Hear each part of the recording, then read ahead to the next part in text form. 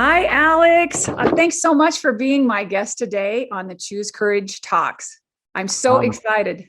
I'm excited too. I'm really happy to be here. Great. I know we've been trying to do this for a while, and it's been an interesting journey for both of us because you've been doing podcasts for a very long time, and I feel like I'm new compared to how many you've done on your Limitless podcast, which I love. And I want to introduce the audience a little bit about you. You are a host of the Limitless Podcast. You're a speaker, an author, and a consultant, correct? That's correct. All right. And we met on an airplane, That's which I right. thought was Yeah. I thought that was hysterical. And Some you're of the right. best, like most professional people, I mean, professional, like they're into like some of the same things or they're just doing great things. Some of the best people I've met have been on flights, including you. Yes, I agree. I agree. It was one of those things that I thought was kind of magical. And my brother worked for a company that you did consulting with, or I don't know if you're continuing to do consulting with them, but I also thought that was pretty interesting. So here we Right. are.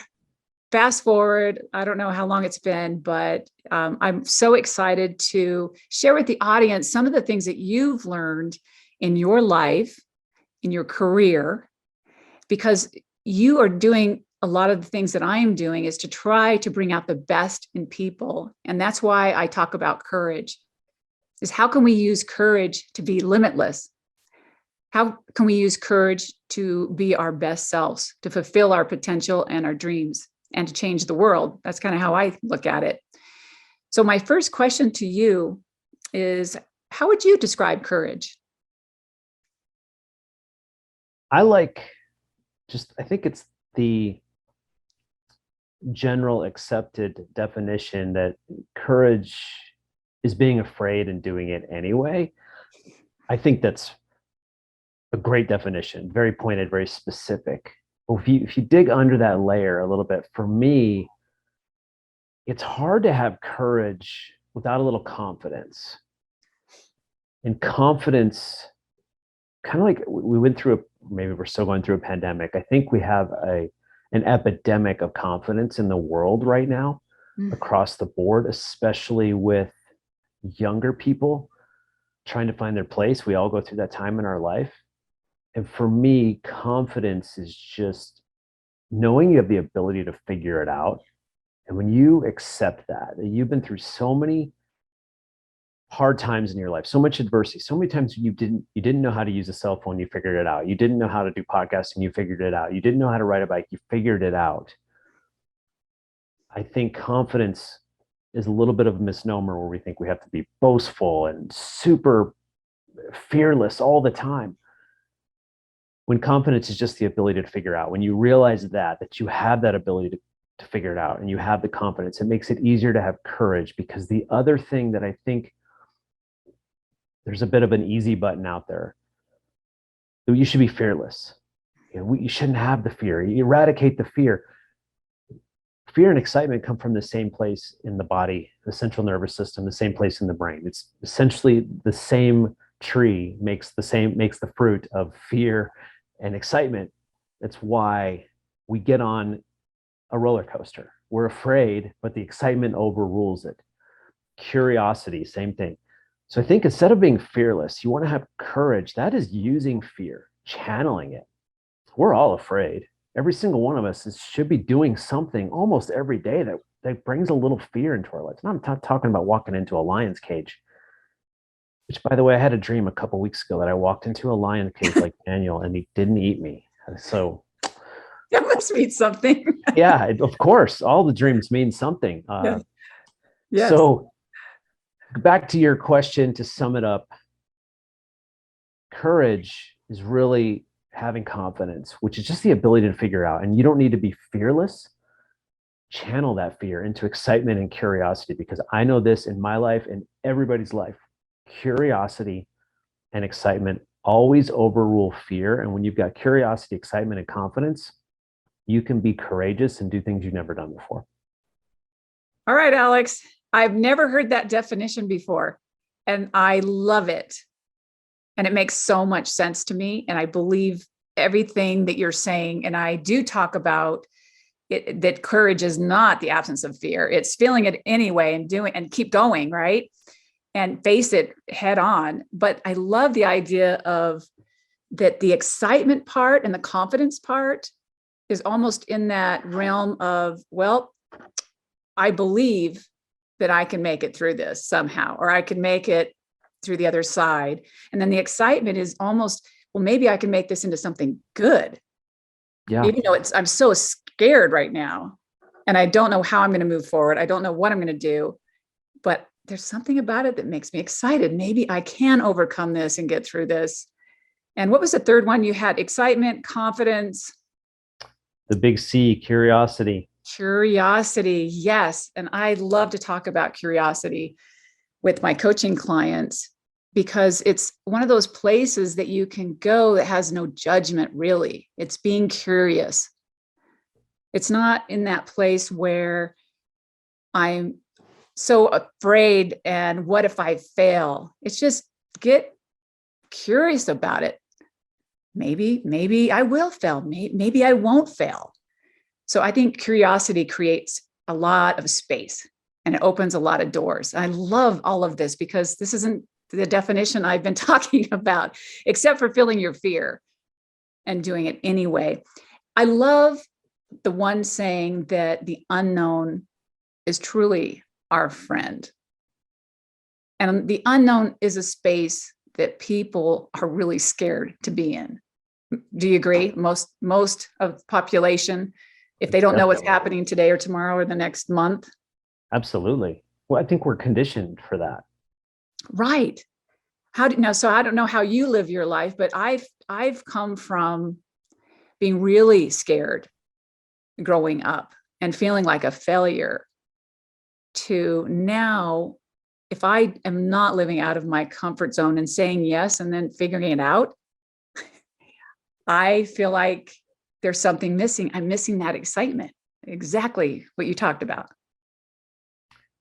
Yeah, I've been very blessed in my life that there's a gravitational pull, much like the moon and the tides, that is constantly like a mirror in front of me, asking me to do the uncomfortable, to step into areas I haven't stepped in before. And for everybody listening, I want to reassure you that any fear, any doubts you have are normal and probably not your fault. And there's no one to blame. They're just entities that are there. We're trained and conditioned from the time we go to school. School focuses on your faults. You need to be well-rounded. If you bring home a report card that's all A's, a C and a D, your parents are going to focus on the D. If you're the kid in class, almost every one of my report cards said Alex daydreams too much. And that was seen as a negative thing. So we're conditioned. No one likes to fail. I don't care how much you want to learn something new. We all want to step in and learn how to do it and not make any mistakes and be perfect at it. It's just not realistic. So none of us want to fail intrinsically, but I also think a lot of that is conditioned to us. For everyone listening, I grew up, sounds a little bit like you, Terry, insecure. I was really low self-esteem. I had a scarcity mindset instilled into me. Money doesn't grow on trees. The neighbors are living high on the hog. I don't even know what some of these things mean. Building all these limiting beliefs in my head, which is why I started the Limitless Podcast. Yeah. Because the self-imposed limits on my life were the ones holding me back the most. There's real limits out there. I'm not going to play in the National Basketball Association. I'm too old and I've always been too short. Not that I'm a short person, not there's anything wrong with being a short person, but you know what I mean? Like, there's Yes. some real limits out there. The thing is, real limits, I think, excite us. They make us curious. They motivate us to push past it. It's the limits we put on ourselves that hold us back the most. And you have to make a decision. I think it starts there. Which are you gonna let anxiousness turn into anticipation, which is a powerful thing? Or are you gonna let anxiousness turn into anxiety, which is a limiting thing? Beautiful. It's easy to say it's just a decision, but it starts with a decision. It's not just a decision that you make and everything works out, but it it starts with that decision that this is how I'm going to live my life. I have a little sticker on my laptop here. It's not even a sticker, it's a piece of masking tape. I'm pretty low tech, and it says 629. It reminds me that there's another level all the time, because a few years ago I had a dream and I was staying in a hotel in Salt Lake, actually somewhere near Salt Lake, one of those towns near Salt Lake in the valley there. Mm-hmm. And the hotel room I was staying in was room 429. And I Oh, had a dream. I was walking down the hallway and I came up to room 629 and the door was open. And I said, "I'm sorry, this isn't my room." And the gal in the room was very angelic. She was standing in front of the ironing board and the window, and it was open and there was light coming in. And she said, "Are you sure this isn't your room?" And it wasn't like an invocative dream or anything like that. right. It was a message. It was very clear to me when I woke up. The hotel only had 4 floors. It wasn't like I dreamed I was staying on the 6th floor, the 8th floor. The hotel only had 4 floors, and I was staying on the top floor on room 429. And it was God speaking to me saying, "Hey, there's new levels out there. They're just waiting for you. They're waiting for you." Wow. That's beautiful. And I do believe those dreams come to you and there is messages and you took it and you ran with it. And what did you do with that message? For a little while, I kind of bathed in it. Like, isn't this nice that I've been anointed and I didn't do anything? Which is, if you're listening to this expecting good things to just come to you, maybe I hope that happens, but that really hasn't happened to me. You have to take some steps forward, and then things tend to meet up with you. It's a lot easier to find something when you're looking for it and it's looking for you. And I believe these things are looking for you, but you got to take steps to find them. And so for a little while, I didn't do anything. And then I stepped into a dream that I had, a dream, like a goal that I had about 10 years ago, that I talked about in my own head and talked about with a few other people for years. And I finally did it last year. I hired a coach, which for me, going back to a scarcity mindset, money doesn't grow on trees. To hire a coach and spend a lot of money on a coach who was very successful. He wasn't just a life coach that hadn't really done a whole lot and just, asked you a bunch of questions. This was a guy that had a very popular podcast. He's done great things, works from home, has built the business of his dreams. And he guided me through this process of taking this to fruition. And we talked about failure in the last question. One of the most beautiful things that happened from this dream of 629 was I completed the project. It came to fruition. And then I killed it because I realized it wasn't what I wanted. And I think figuring out what you don't want, we all want love, right? And some of us, I think a lot of people fall in love with the wedding or the whole process of getting married, or that they just need to find somebody. But I think figuring out what you don't want in a person in your life, and figuring out the same token, what the things you don't want to happen in your life, things you don't want, the people you don't want to be around. I think that's really important. And by doing this, after this 629 dream and realizing it wasn't what I wanted, it ended up spawning a different direction that actually will be launched on Easter Sunday. So we're talking, it's late March now, but on Easter Sunday, April 17th, I'm launching a new podcast that's separate from Limitless. Limitless is a very secular, personal growth, very specific podcast, even though I cover a lot of topics, that it's designed to help you break through your self-imposed limits. It helps me, and I want it to help people, and it's going to resonate with some people who know they limit themselves no matter how successful they've been. The second podcast is going to be 100% spiritual. Wow. Very similar concepts to Limitless, but Wow. 100%. It's called Turning Water into Wine, and it's inspirational lessons from Jesus and how do you apply them to your life. That's it. Beautiful. And Beautiful. so that's what 629 turned into. Wow, that is absolutely gorgeous. Wow, I'm kind of blown away. So you answered my question, and I can't wait to listen to your podcast. You're taking everything to another level. And if you weren't living a courageous, limitless life, you probably would not have been open to what's next. And it sounds like everything you do, Alex, is really about, like you said, helping people live their best life. And now you're living your best life and sharing even more tools to take their life to a different level, even spiritually, which I think is amazing.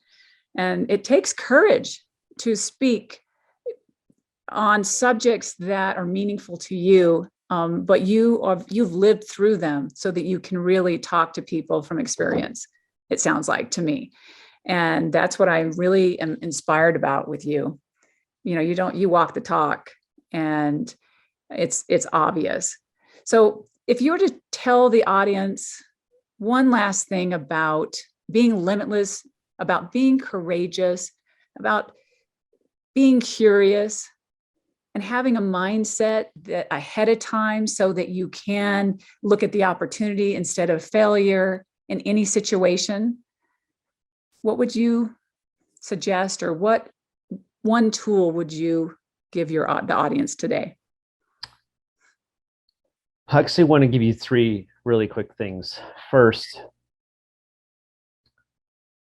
be proud of yourself. Make sure you're catching how you speak to yourself. One of the questions you sent me ahead of time, Terry, was, do I consider myself courageous? Yes. You didn't ask me that question, so I won't answer that. But I will tell you that I was going to ask you that right now. I'm a confident person. And for me to say that from my childhood, from facing just growing up an introvert, social anxiety, scarcity mindset, and I faced traumatic abuse when I was a very young boy. To be able to say I'm a confident person has taken a lot of years and a lot of work. Watch how you talk to yourself, because those words, your subconscious believes it. Number two, watch how you talk to people, because I don't care who you are and what you've been through, you have the power to break somebody down or lift somebody up. Everywhere you go, every single person, I don't care if it's the construction worker down the street who you just say, hey, I like the helmet you're wearing, or hey, you guys are doing a great job in the street. To your own children, we often take it for granted. And the third thing is to every day just write down three things you're grateful for. You can expand that. My journal is very simple. Every morning I write down three things I'm grateful for. I write down three good things that happened yesterday, which keeps me focused on what good is happening. And then I take a Bible verse and what does it mean to me? And I kind of do a little research for 5 minutes on what do other people think it means and how does it apply to my life? That's pretty much it. And then I write 629 at the bottom just to remind me every day that there's a new level. Every day there's a new level. And that doesn't just mean there's a new level of downloads for my podcast or there's a new podcast for me to launch. Mm-hmm. It means there's a new level of relationship with my daughter or one of my sons or my wife, or meeting great people like you, Terry. Like, it's nice to be on your show. How can I help your show and help your listeners? There's always another level you can do to help people. So I would say those three things: how you talk to yourself, how you talk to others, and then doing the deep work, which is actually really simple. It can start just by writing down three things you're grateful for every day. If you do that for 21 days straight, it will transform your life in some way. Alex, those are beautiful, and I agree with it 100%. And audience, I want you to challenge yourself today and be courageous and take things to the next level. Start with your gratitude. Write down your gratitude every day. I think that's the perfect, first step. But make those intentional acts for yourself that start the day off so that you can take things to the next level. I think what you do in the morning to set your day. And I love the idea of writing down what you did well the day before. And that gives you, that puts you in a different mindset for the day to move forward and take things to the next level. And it can be so simple. Like you said, it could be, what if I smiled differently at the person at the counter when I'm checking out? That's taking it to the next level. It doesn't have to be difficult. It's just being aware, being in present time, and be intentional about what you do. And I just love the way that you've lived your life and the lessons that we've learned with you today. And I'm going to finish up our conversation with asking you the one last question before we sign off. And also I want you to let everyone know how they can get a hold of you. We'll have it also in the podcast, but just tell them right now how they can get a hold of you and your podcast. But do you see yourself as courageous?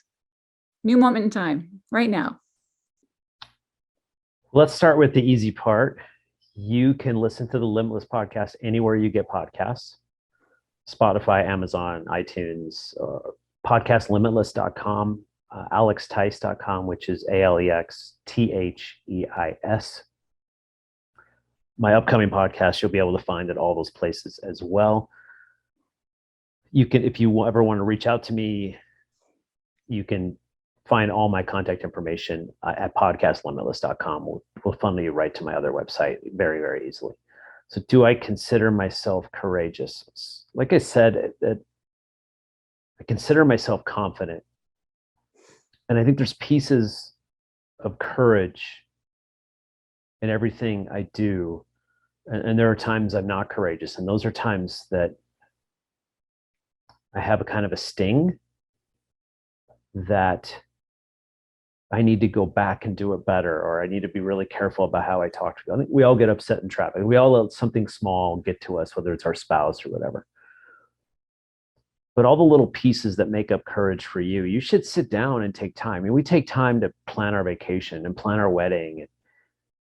We take a lot of time to play Wordle, whatever that is that I see people doing.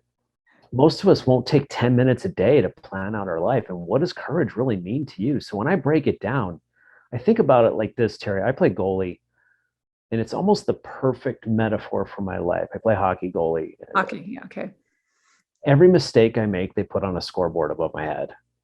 That's accountability. It's responsibility to the team. I'm in a position to be a game changer every single game. Everything I do impacts the game every time the puck comes my way.